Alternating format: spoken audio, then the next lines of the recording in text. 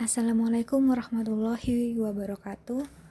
Selamat pagi, selamat siang, selamat sore, dan selamat malam semuanya. Perkenalkan, di sini saya Niken Dwi Agustina, NIM 185231254 dari kelas GGBS 6A, akan menjelaskan mengenai review jurnal saya yang berjudul Corporate Governance and Financial Performance in Islamic Bank, The Role of the Sharia Supervisory Board in Multiplier Management.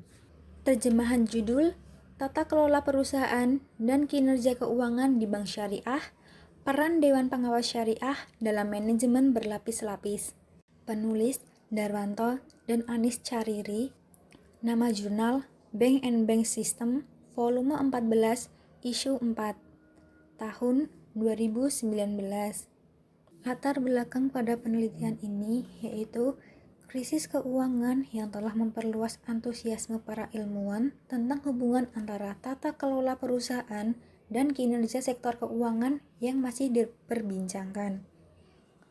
Adanya pendapat yang menyatakan bahwa dampak tata kelola yang baik terhadap kinerja keuangan itu menjadi tidak pasti, di mana penelitian ini nantinya akan menyelidiki peran tata kelola perusahaan dalam kinerja keuangan bank syariah dengan tujuan untuk memeriksa apakah Dewan Pengawas Syariah sebagai dasar perbankan syariah dan diwakili oleh model tata kelola perusahaan yang berlapis-lapis membantu bank-bank Islam bekerja lebih baik.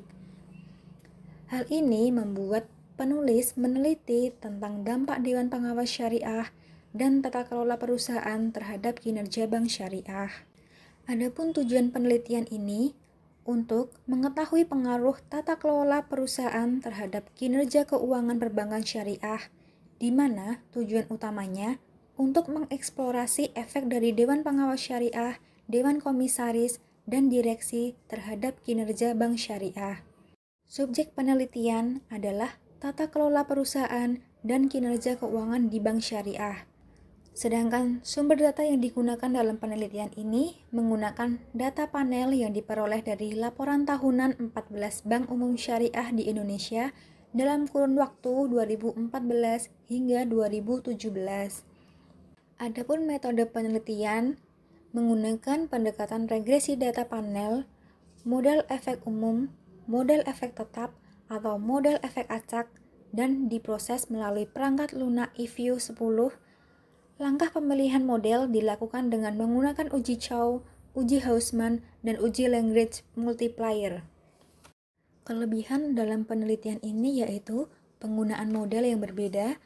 Penelitian ini mengkaji implementasi tata kelola kinerja keuangan yang lebih lengkap, mencoba menganalisis pengaruh komponen tata kelola perusahaan terhadap kinerja keuangan secara keseluruhan, meliputi tingkat pengembalian yang diukur dengan ROA, resiko pembiayaan yang diukur dengan NPF, dan tingkat permodalan yang diukur dengan CAR.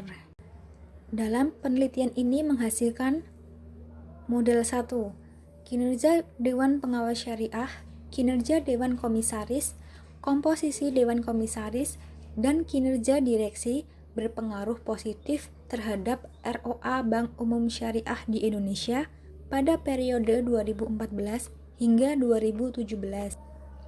Model 2, pengaruh tata kelola perusahaan, variabel kinerja Dewan Pengawas Syariah, dan kinerja Dewan Direksi berpengaruh negatif terhadap NPF.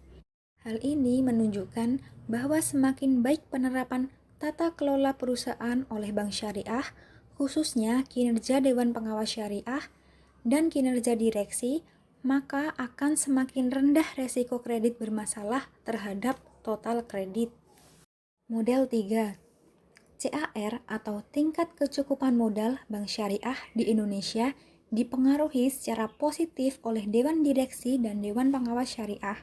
Artinya, hubungan antara CAR dan penerapan tata kelola perusahaan hanya terjadi satu arah, yaitu pada tata kelola perusahaan, yang secara statistik dibuktikan dengan pengaruh CAR, tetapi tidak sebaliknya. Kemudian, tata kelola berpengaruh terhadap kinerja keuangan berupa ROA, NPF, dan CAR bank syariah di Indonesia. Artinya, perusahaan dengan tata kelola yang baik dapat semakin efisien dalam kinerja operasionalnya.